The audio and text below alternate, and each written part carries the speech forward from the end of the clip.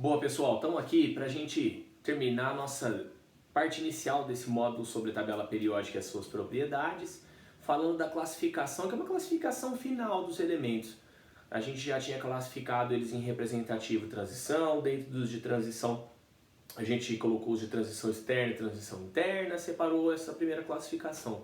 Falta classificar em três grandes grupos de elementos que são metais, ametais e gases nobres. A gente consegue, tá, a partir dessa classificação, listar características dos elementos, que são características algumas físicas e algumas químicas, e separar esses elementos, tá, de acordo com essas características, em três grandes grupos basicamente. Primeiro, os metais. As características dos metais, elas são mais facilmente assimiladas, porque a gente tem contato diário muito mais fácil com metais. Então, muitas das propriedades que a gente vai citar aqui, você já conhece e você consegue observar isso na prática, correto? Então, acompanhe as características que eu listei aqui dos metais e aí depois a gente vai falar do segundo grupo, que é dos ametais. Olha aqui, todo metal é bom condutor de calor e eletricidade, isso é óbvio. A panela no fogo está quente, o fio que está na sua casa de eletricidade, ele conduz corrente elétrica. Então, independente do metal, do cobre ou do alumínio da panela, você sabe que todos eles têm mais ou menos a mesma característica. Eles são bons condutores de calor e eletricidade. Eles deixam a carga elétrica se movimentar ou circular com relativa facilidade. Isso os torna bons condutores de corrente elétrica, além de ser bons transmissores de calor.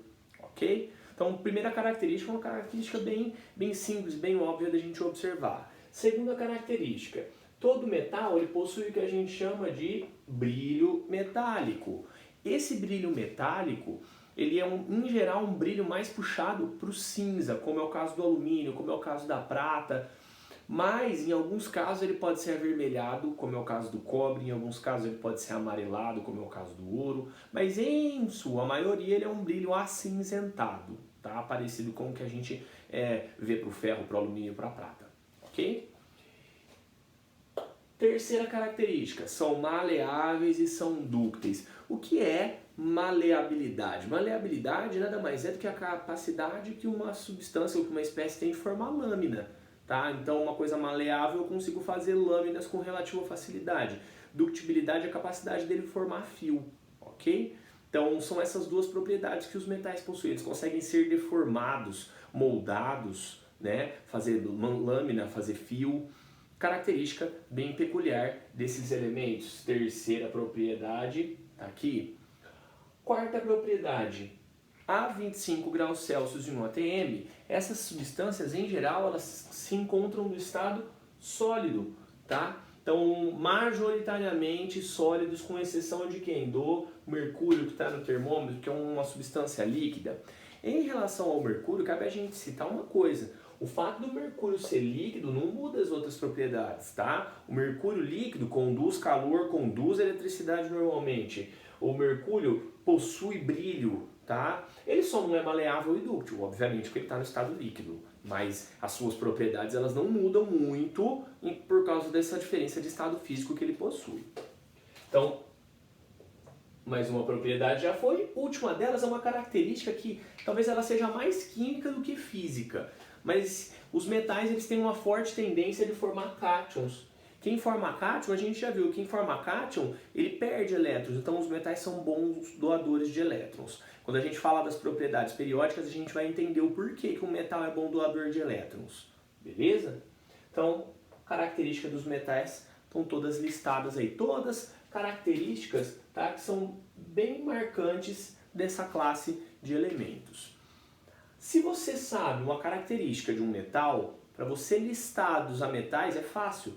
É só você trocar tudo, inverter tudo.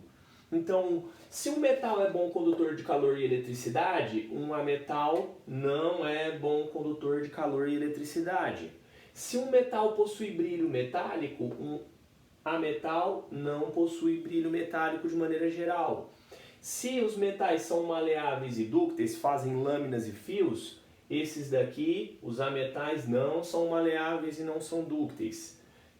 Aí, se esses têm a tendência de ser sólidos, esses daqui podem ser sólidos, podem ser líquidos ou podem ser gasosos.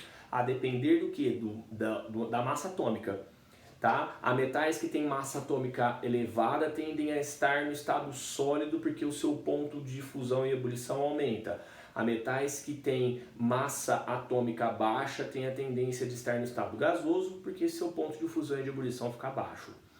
E se metal tem tendência de formar cátion, o metal vai ter tendência de formar o quê? De formar ânion. Então, última característica listada aqui. Só que cabe a gente fazer algumas ressalvas. Ó. O carbono, que é uma forma alotrópica, o carbono grafite, que é uma forma alotrópica do elemento químico carbono, ele tem brilho. Então, se você olhar o grafite da sua lapiseira, principalmente quando está no estado em pó, quando você pega ele sólido e transforma ele em pó, você vai perceber um brilhozinho, tá? Diferentemente de outros metais que não possuem brilho nenhum, são opacos. Ele é também bom condutor de corrente elétrica. Então, quando a gente chegar lá nas eletrólises, por exemplo, você vai ver que tem vários eletrodos industriais que são feitos de grafite, porque o grafite é um bom condutor e o custo dele é muito baixo. É muito mais barato eu fazer um eletrodo de grafite do que fazer um eletrodo de outro material metálico. Beleza? E o iodo molecular, ele possui brilho, tá? São os únicos ametais que fogem um pouquinho de algumas dessas características, mas em relação ao carbono é só o grafite, tá? O diamante, ele não conduz corrente elétrica, não considero que ele seja brilhante, nada disso. Isso vale somente para o carbono grafite, ok? Aí a gente precisa tentar localizar esses elementos na tabela. Onde é que esses metais estão? Onde é que esses ametais estão? Os gases nobres são mais facilmente localizados porque eles constituem uma família. A família é essa que a gente já deu características quando falou dos elementos representativos. Onde é que os metais estão na tabela? Ó, metais estão todos no bloco S. Então, todo mundo do bloco S, família 1A e 2A, é todo mundo metal e todos os que terminarem em S vão ser metal. Metal alcalino e alcalino terroso. Todos os do bloco D, que a gente chama de transição externa, lembra disso? Todos esses também vão ser elementos metálicos. É muito comum você encontrar nos livros, eles chamam de metais de transição. São os que terminam em B, os que terminam em F, então também são metais de transição. E aí, ó, você tem no P. Mas no P, o que acontece? Uma parte do P, por exemplo, é gás nobre. A outra parte do P é a metal. E uma parte é metal. Então, no bloco P, você tem dos três tipos. Olha que curioso. No bloco P, em que família que você tem metal? Eu vou tentar listar algumas delas aqui. Então, você tem metal no bloco P na família 3A. Lembra que a família 3A é grupo 13. Na família 4A, grupo 14. Na família 5A, grupo 15, tá? Talvez os elementos novos que foram descobertos, que estão naquela última linha da tabela periódica lá, que eles completam a sétima linha da tabela, o sétimo período, a maior parte daqueles elementos ali é metal. Então pode ser que você encontre algum livro que te diga que na 6A tem metal, porque deve ser aquele elemento lá. Mas é importante ressaltar algumas coisas. Esses elementos mais novos, eles não têm muita aplicabilidade do cotidiano ainda. Então eu não consigo, eu não tenho nada no meu cotidiano que use fleróvio, por exemplo, tá? Que é um elemento que está ali naquela última linha. Então são elementos que ainda estão procurando o seu lugar no nosso cotidiano. Então pode acontecer eventualmente de alguém os citar como sendo metais, mas tá? Estou colocando as principais aqui. Na família 3A, por exemplo, tem um predomínio grande de metais, do alumínio, tá? O alumínio e quem está embaixo dele é todo mundo metal. Na família 4A tem alguns bem importantes, como o estanho e o chumbo. Então, vamos pensar nos metais mais importantes. Em geral, essa separação de metais a metais e gases nobres, ela não configura um problema para a gente. Então, não precisa se assustar. E os ametais, onde é que eles estão na tabela periódica? Bom, nos metais, eu já coloquei quase todos os blocos da tabela. Então você percebe que tem um predomínio grande na tabela periódica de metais, e isso é perfeitamente correto. A maior parte da tabela periódica é constituída sim de metais. Os ametais formam um pequeno grupo que está no bloco P da tabela periódica. Em quais famílias? Vou te dizer agora.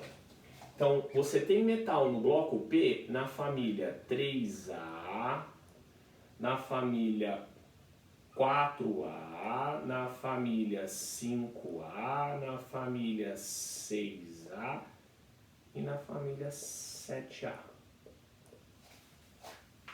Então, eu tenho esses elementos, os ametais, todos no bloco P.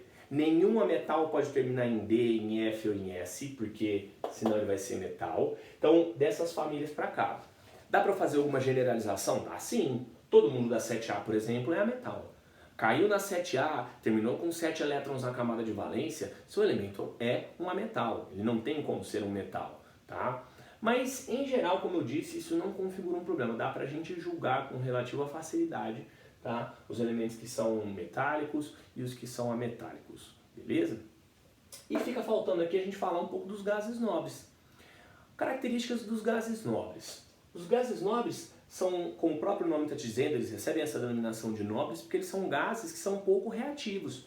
Esses gases pouco reativos tem livro que chama de gás inerte. Tá? É um gás que ele não tem tendência de participar de reações de nenhuma espécie, nem de combustão, tá? nem de decomposição, nem de nada. Eles não têm a tendência de reagir. Então, são gases monoatômicos, você pode citar, tá? Então, quando você representa, você não coloca O2, N2, H2, como a gente faz para alguns gases. Eles são todos gases monoatômicos.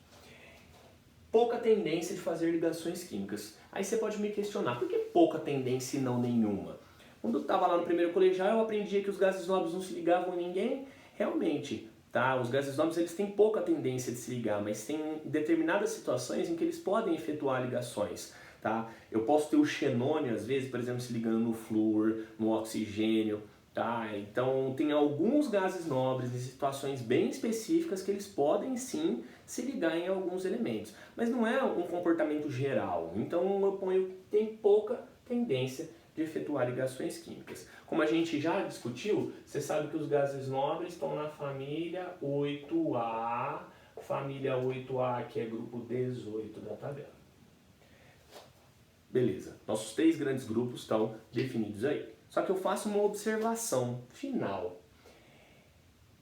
Tem um elemento na tabela periódica que, em geral, ele gera muita controvérsia em relação ao seu lugar, que é o elemento hidrogênio. Por que o hidrogênio gera controvérsia em relação ao seu lugar? Gera muita controvérsia em relação ao seu lugar. Porque o hidrogênio ele tem sua distribuição eletrônica como sendo um S1. Então ele tem um elétron na camada de valência.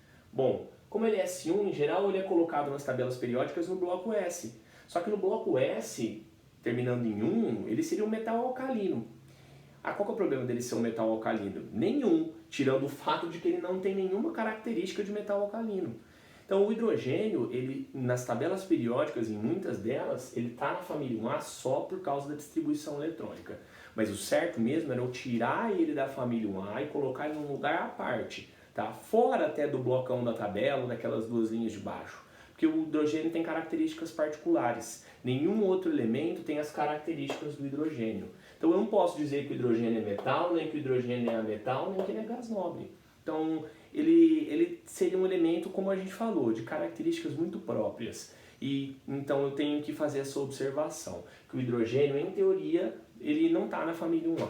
Tá? Ele está ali só por causa da sua distribuição eletrônica, mas é importante ressaltar que ele não tem nenhuma característica daqueles outros elementos. E com isso a gente encerra essa parte inicial da tabela periódica, ficando as propriedades periódicas para a próxima aula. Ok?